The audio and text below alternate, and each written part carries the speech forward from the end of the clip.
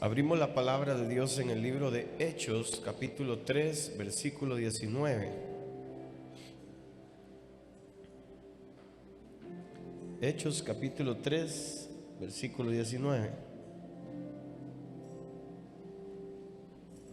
Aleluya. ¿Cuántos saben que el Señor está en este lugar? ¿Cuántos pueden sentir su presencia? Amén. Así que arrepentidos y convertidos para que sean borrados vuestros pecados, para que vengan de la presencia del Señor. ¿De dónde? De la presencia del Señor, tiempos de refrigerio. Amén. Mis hermanos, a veces nosotros queremos vivir tiempos de refrigerio, pero no estamos recibiéndolos ni estamos buscándolos en el lugar correcto. Esta palabra nos enseña que los tiempos de refrigerio vienen ¿de dónde? De la presencia del Señor. Dice, para que vengan de la presencia del Señor tiempos de refrigerio. ¿Y cómo serán estos tiempos de refrigerio? Son más que experiencias, son momentos en la presencia de Dios que te van a hacer sentir que las cargas se han ido, que te van a hacer sentir que has sido sano, que te van a hacer sentir gozo, paz. Todos los beneficios, todas las riquezas sobreabundantes que la presencia de Dios puede darnos, esos son tiempos de refrigerio. Diga conmigo, tiempos de refrigerio. Pero los tiempos de refrigerio no van a venir nada más, hermano. A veces la gente los busca en actividades, en eventos, a veces los busca en su celular, a veces los busca en paseos, a veces los buscan en todo tipo de actividades, porque creemos que los tiempos de refrigerio vienen cuando estamos en actividades de descanso. Pero hay un descanso que proviene de la presencia de Dios. Hay un descanso, hay algo que nos hace sentir ligeros, porque la presencia de Dios va a traer tiempos de refrigerio a nuestras vidas. Ahora, la presencia de Dios, mis hermanos, yo quiero dejar esto en su corazón, es muy valiosa. Todo creyente, todo cristiano, todo hijo de Dios debe reconocer y tener en cuenta la validez, la importancia de la presencia de Dios en su vida. Cuando nosotros vinimos a Cristo, en ese momento lo más importante era cómo salvarnos. Pero una vez que ya hemos sido salvados a través de nuestro acercar a Jesús y recibirlo en nuestro corazón, se desata en nosotros algo más fuerte, una atracción. Se desata en nosotros algo que al principio no podemos entender, pero como algo que nos atrae y nos hace quedarnos ahí, nos hace permanecer, y es lo que verdaderamente nos sostiene en este caminar del creyente, y eso es la presencia de Dios. Al principio no sabíamos qué era un escalofrío, eran los pelitos parados, era un frío, era un calor. Pero luego, cuando pasa el tiempo, nos vamos dando cuenta, esto que siento es la presencia de Dios. Y esta presencia de Dios viene acompañada de tiempos de refrigerio para todos aquellos que la buscan. Pero si no vemos el valor de la presencia de Dios, mis hermanos, la vamos a perder. Podemos perder la presencia de Dios en nosotros, y eso es lo más terrible que le puede pasar a un creyente. Porque tú puedes ser cristiano, tú puedes ser hijo de Dios, tú puedes ser creyente y no tener la presencia de Dios. Porque la presencia de Dios es la manifestación presente de Dios en nuestra vida: cuerpo, alma, espíritu. En esas tres dimensiones la presencia de Dios se hace real en nosotros. Nos permite sentirlo, nos permite tener convicción de que Él está ahí. La presencia de Dios es muy importante y debemos aprender a valorarla, porque cuando no la valoramos es cuando tendemos a perder esa presencia de Dios. Si usted me puede decir ahí cómo perder la presencia de Dios, pastor, ¿se puede perder la presencia de Dios? Hay una forma en la que la presencia de Dios se pierde, y eso es el pecado. Pero no es cualquier pecado, y todos entendemos que no hay cantidad ni calidad de pecado, pero hay un tipo de pecado que es el que hace que se pierda la presencia de Dios. Entienda una cosa, no es el pecado como tal el que va a hacer que yo pierda la presencia de Dios. Es algo que pasa con ese pecado que es lo que me hace perder la presencia de Dios. ¿Cuál es ese pecado? Me preguntará usted esta mañana, posiblemente, o se está preguntando ahí donde está. Ese pecado está en Proverbios 28:13. Proverbios 28:13. Estoy hablándole esta mañana de recuperando la presencia de Dios.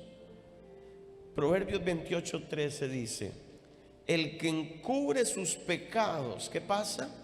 No prosperará. Mas el que los confiesa y se aparta alcanzará misericordia. ¿Cuál es el pecado que me hace perder la presencia de Dios? ¿Cuál es el pecado que apaga la presencia de Dios en mi vida? Escuche esto: es el pecado no confesado. Ese es el pecado. Cuando tú pecas, pero te haces de la vista gorda, o te pones en una tabla de estadísticas en las que ya tú tienes catalogados tus pecados. Este no es muy grande, no tengo que confesarlo, esto no importa, esto sí, esto no. Pero si hay un pecado en tu vida que tú no confiesas a Dios, eso lo que provoca es que se cree una grosura en tu espíritu, un sarro, como en los dientes. Se forma como una capa que va endureciendo tu espíritu, y lo primero que deja de percibir la presencia de Dios es el espíritu. Lo segundo que deja de percibir la presencia de Dios es el cuerpo. Tú puedes venir a la iglesia y aquí puede estar descendiendo el cielo en la tierra y tú no sientes nada. Te tengo una noticia: perdiste la presencia de Dios. Porque la presencia de Dios siempre va a estar en el lugar. Pero si tú la perdiste, no la vas a sentir. Y hay algo, ese sarro, esa cúpula, esos, ¿cómo se llaman esas cosas que te quitaron a ti? Adherencias. Esas adherencias que están ahí no permiten que esa sensibilidad en ti se deje sentir. Te deje sentir, o sea, pierdes esa sensibilidad espiritual. No hay cosa más terrible que perder la presencia de Dios. Es, hermano, como el que no tiene la presencia de Dios en la iglesia, lo que tiene es una religión. Tiene una rutina. No significa nada para él. Leerá la palabra de Dios, pero no entenderá nada. Verá a la gente a su alrededor caer al piso, pero ellos siguen igual. ¿Sabe cómo los llaman ustedes? Fríos. También los llaman secos. Pero no hay una sola realidad: el pecado no confesado apaga la presencia de Dios en mí. Cuando yo puedo pensar que la Biblia dice: el que encubre sus pecados.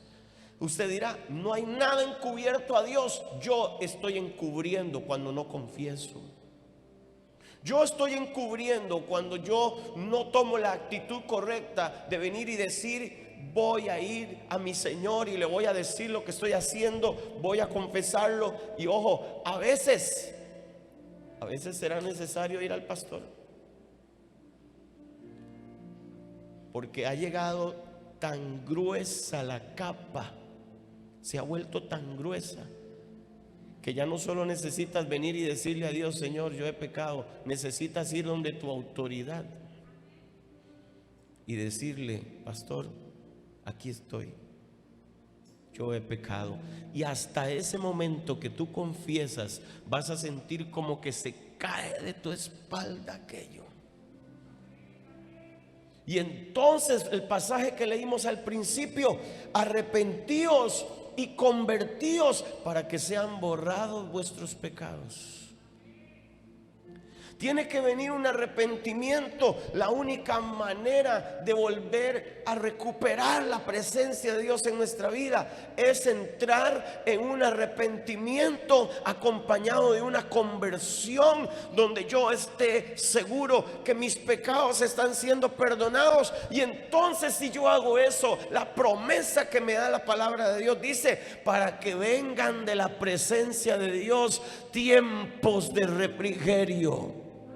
Hay gente que vive diciendo: yo no sé por qué yo vivo como que a cada rato me viven dando palo, me da palo, el diablo me da palo, siento que Dios se olvidó de mí. No, Dios no tiene eso preparado para ti. Dios quiere vivir plenitud de gozo contigo.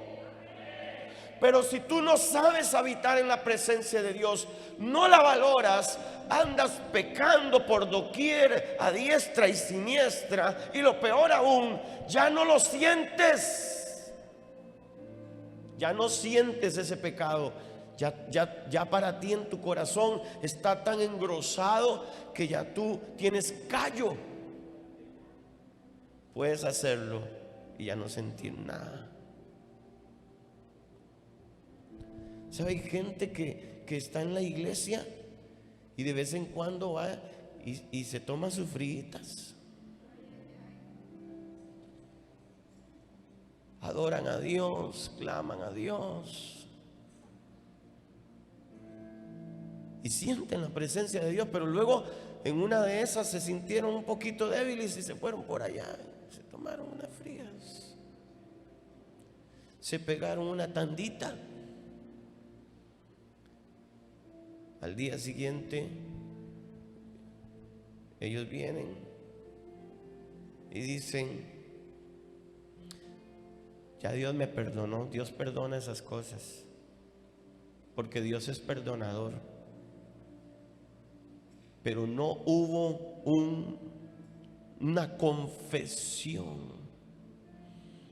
Acercarme al trono de Dios y decirle, como dijo David: Padre, contra ti solo he pecado. Y luego de terminar esa confesión, eso es el arrepentimiento, pero luego viene la conversión. ¿Cuál es la conversión? Cuando yo determino no volver a hacer eso. Yo me convertí de ese pecado completamente, no volveré a él, no volveré a tomarme esas chelitas. Y cuando llega el momento que ya le he dicho a Dios, pero yo sigo siendo débil, porque esa es otra parte. No esperes que el arrepentimiento lo haga todo por sí solo, porque no es mágico. Tienen que haber frutos en ti que manifiesten ese arrepentimiento genuino. ¿Cuáles son los frutos? El profeta Juan lo decía: hagan frutos dignos de arrepentimiento. Manifieste que están arrepentidos, dando frutos, porque solo así recuperarás la presencia de Dios que has perdido. Tú estás aquí y no sientes a Dios. Tú estás en tu casa y no sientes a Dios. Escuchas a gente hablar a tu alrededor y ellos lloran y hablan de Dios y tú te aburres. Yo estaba en círculos. Empezamos a hablar de Dios. Recuerdo siempre la historia de una señora. Estábamos hablando de la oración y lo rico que es la oración, la comunión con Dios, hablar con Dios, Dios con nosotros. Y ella en un momento interrumpió la conversación con los que estábamos ahí. Dice: ¿pero qué oran tanto ustedes? ¿Qué es lo que le dicen tanto? Obvio, ella era católica. Yo casi le digo: ¿usted qué reza tanto? Porque usted reza, pero yo hablo con él. Pero le tuve compasión y la volví a ver así como Jesús volvió a ver a aquel joven rico y lo amó.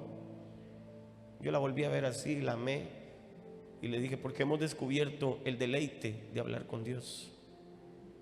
Y la conversación a veces se torna larga. Entonces, cuando tú no sientes eso, vas a actuar como esta mujer. Todos en la conversación estamos sensibles a lo que estamos hablando, pero ella no, porque ella no tiene la presencia de Dios. Cuando tú no tienes la presencia de Dios en tu vida, cuando la has perdido, a ti no te interesa nada de esto. Tú vienes porque tienes que venir, o vienes como las baterías recargables.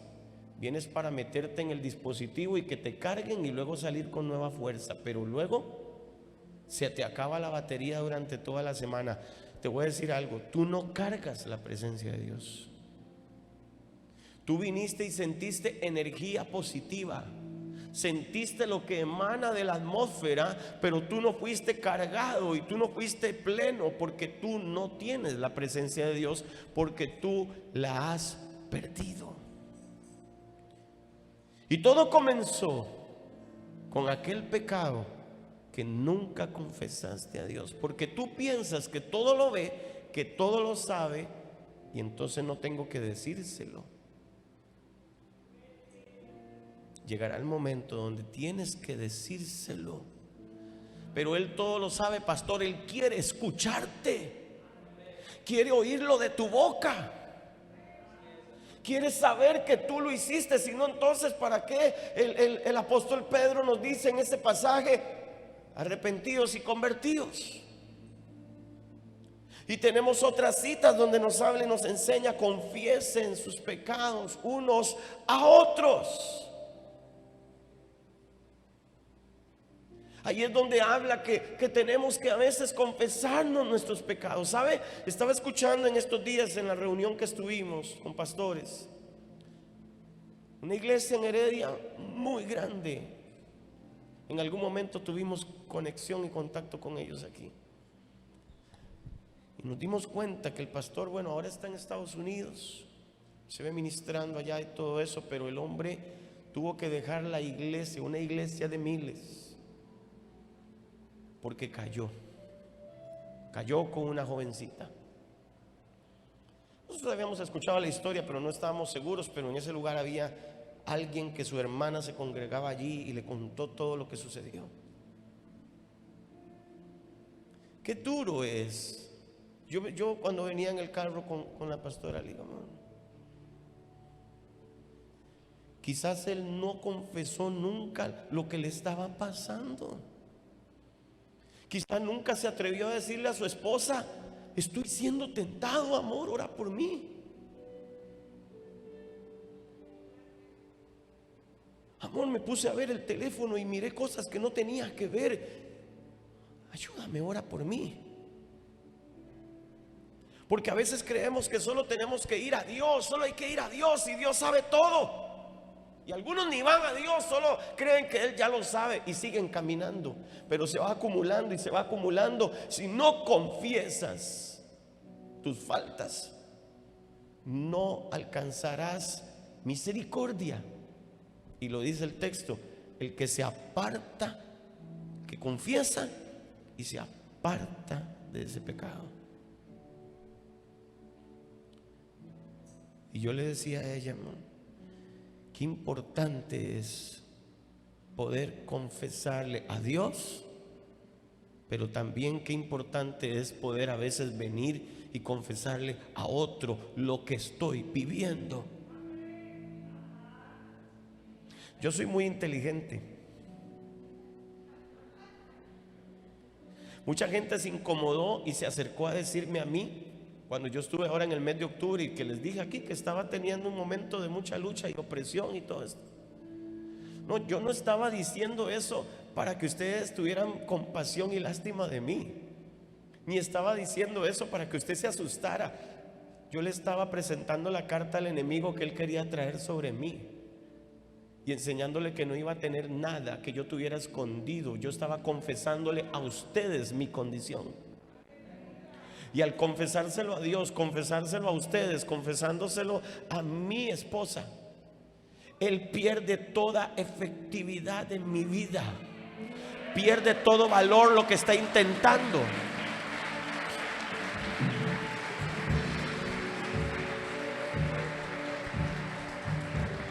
Pero yo pensaba en ese momento, este hombre, ¿no?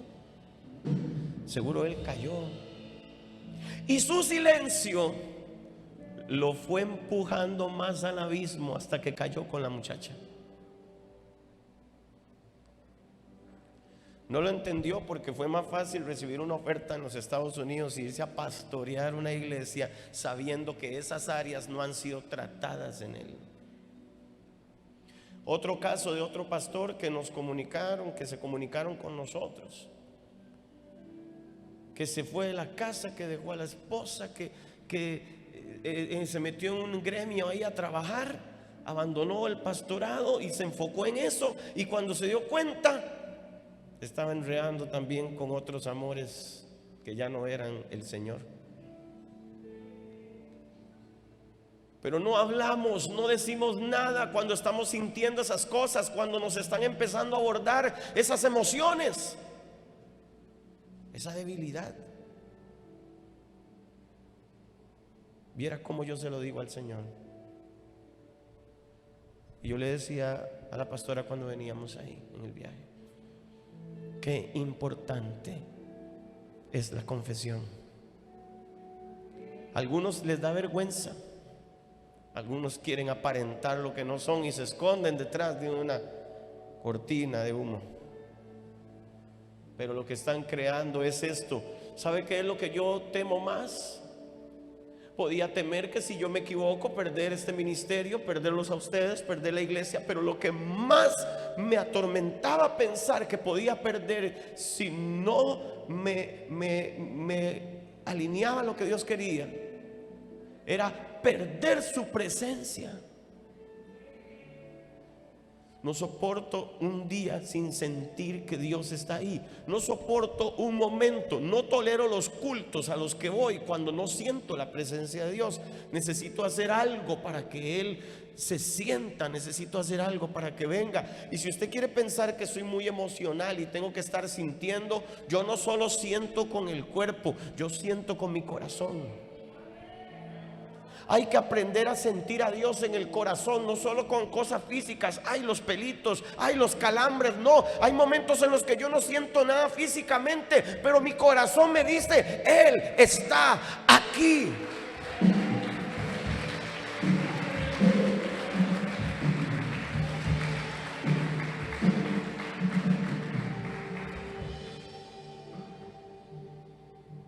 Recupera la presencia de Dios ahora mismo, recupérala, por favor. Esto es algo como una alerta roja, como una alerta de emergencia urgente en este momento. Recupera la presencia de Dios en tu vida. No sigas avanzando de esa manera religiosa. No sigas avanzando sin sentir nada. No sigas avanzando con tu corazón frío. No sigas avanzando con esa frialdad espiritual. Detente ahora mismo, iglesia. Recupera la presencia de Dios. Esta es la hora, es el momento de hacerlo. No dejes que un pecado te aparte de Él. No dejes que una estupidez por amor al cielo te aparte de Él. Tu orgullo, tu prepotencia, tu soberbia. No dejes que esas cosas te aparten de la presencia de Dios. No lo permitas. No dejes que un pecado no confesado solo por temor y vergüenza de que te sienten o te regañen o te quiten, te aparte de la presencia de Dios. Prefiero que me aparten del altar antes que me aparten de la presencia de Dios. Porque el altar sin la presencia solo es una tarima nada más. Tienes que tomar una decisión hoy, recupéralo, ¿sabes? Yo puedo hablar de esto porque yo en algún momento de mi vida, no ahora en la actualidad, pero tiempo atrás, experimenté lo que era perder la presencia de Dios. Por guardar, por esconder, por no ser sincero, a veces por orgullo, a veces por soberbia. Muchos años atrás lo viví, supe lo que fue caminar hasta un mes sin sentirlo. O sea que llegó el momento que sentí que me iba a morir. Y volvió otra vez, porque no volvió él, volví yo. Y eso es lo que cuando tú dices, no sé por qué no siento a Dios, por qué lo siento lejos de mí, es porque hay pecados que no han sido confesados y no te estás apartando de ellos. Tenemos que orar como lo hizo Jeremías. Mire Lamentaciones 5:21. Así oró Jeremías para no perder la presencia de Dios, para que no se fuera él de Israel. Lamentaciones 5:21. Vuélvenos, vuélvenos. El clamor del corazón. Por eso el libro se llama Lamentaciones, porque era como un lamento del profeta. Vuélvenos, oh Jehová, a ti, y nos volveremos. Era como, por favor, atráeme de nuevo y yo iré a ti. Renueva nuestros días como al principio. ¿Cuál principio? Aquellos días cuando no podías oír una canción porque llorabas. Aquellos días cuando tan solo cerrar los ojos y saber que ibas a empezar a orar, ya tu corazón estaba. Aquellos días cuando compraste tu primera Biblia y te sentiste emocionado de empezar a leerla. Aquellos días cuando la presencia de Dios se manifestó por primera vez en ti. Renueva nuestros días como al principio. Alguien tiene que agarrar esta oración hoy y empezar a hacerla en su corazón. Alguien tiene que decirle al Señor: vuélvenos, oh Jehová, vuélvete, Señor, y me volveré a ti. Vuélvete a mi vida, vuelve a traer tu presencia a mi vida, vuelve a traer tu presencia a mi corazón, vuelve a traer tu presencia a mi habitación, vuelve a traer tu presencia a mi matrimonio, vuelve a traer tu presencia al ministerio. Vuelve a traer tu presencia y nos volveremos a ti, Señor. Me volveré a ti con todo mi corazón. Me volveré a ti, me arrepentiré, te confesaré todo a ti. Porque no quiero perder más tu presencia. No quiero, Señor, más. Renueva nuestros días como el principio, como cuando te conocí por primera vez. Oh, Señor, necesito volver a sentir tu presencia. Tienes que decirle hoy: no quiero avanzar más sin ti, no quiero dar un paso si tu presencia no va conmigo, como dijo Moisés. No quiero dar un paso más. Usted me dirá esta mañana: ¿cómo hago para recuperarla, pastor? Apocalipsis 2:5 siempre habla del primer amor, pero yo no voy a hablar del primer amor. Hablo de lo que Jesús dice que tenemos que hacer para volver a recuperar. Y Él dice: recuerda, por tanto, de dónde has caído y arrepiéntete. Vuelve tu mente, tus recuerdos a ese momento donde caíste. No tengas miedo, vuelve a ese momento. Recuérdalo, pero no lo recuerdes para volverlo a vivir. Recuérdalo para presentárselo a Él y decirle: este es el momento, Señor. yo fallé, yo te caí, yo hice mal, me arrepiento, dice, y arrepiéntete. Y luego dice, y haz las primeras obras, porque no solamente te bastará una oración. Él necesita ver esos frutos, necesita ver que tú vuelvas a la palabra, que tú vuelvas a la oración, que tú vuelvas a buscarlo en lo secreto, que tú camines otra vez con Él. Porque cuando la presencia de Dios se apartó de ti, estoy seguro que ahora aparecieron nuevas canciones en tu repertorio en el vehículo. Aparecieron nuevos temas que no son precisamente cristianos. Y empezaron a aparecer otras cosas y otras cosas. Porque cuanto más te empiezas a alejar de la presencia de Dios, más empieza a acercar las tinieblas a ti. Pero Él dice, haz las primeras obras. Esas cosas que empezaste a hacer al principio y que tú sabes que te traían a la presencia de Dios, te traían aquel sentimiento, aquel sentir de estar ahí.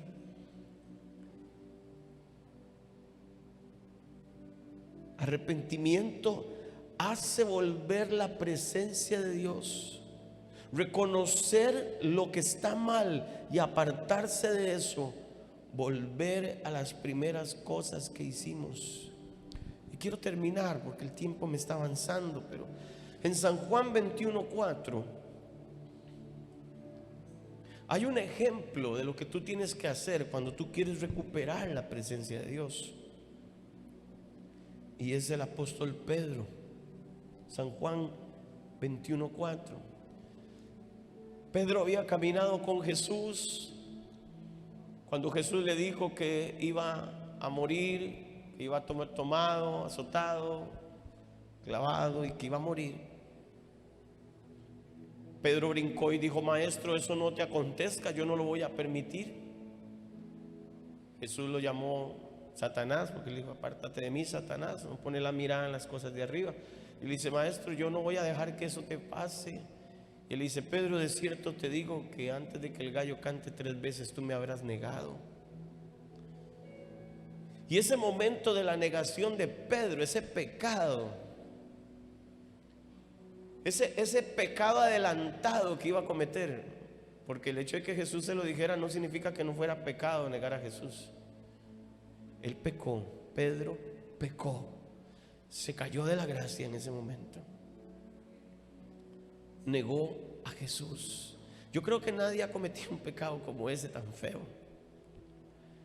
Pedro negó a Jesús. ¿Sabes cuáles fueron los momentos de Pedro? Negué a Jesús y luego saber que se murió en la cruz.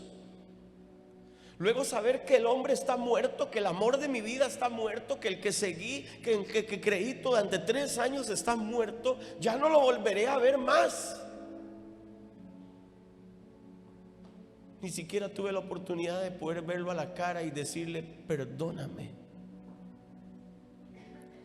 Pastor, pero Pedro iba a resucitar, Jesús iba a resucitar, y Pedro sabía que eso iba a pasar, pero Pedro no estaba seguro, porque el maestro le reclama su incredulidad después. Ellos sabían que eso podía suceder, pero ellos no estaban seguros. Ellos estaban teniendo dudas de que eso pasaría. Y mi Biblia me relata que Pedro vivió amargamente esos días. Fue amargura completa, tristeza, hermano, depresión. ¿Por qué? Porque se le ponchó una llanta al carro. No, hermano, porque pecó y no tenía a Jesús enfrente para decirle: perdóname.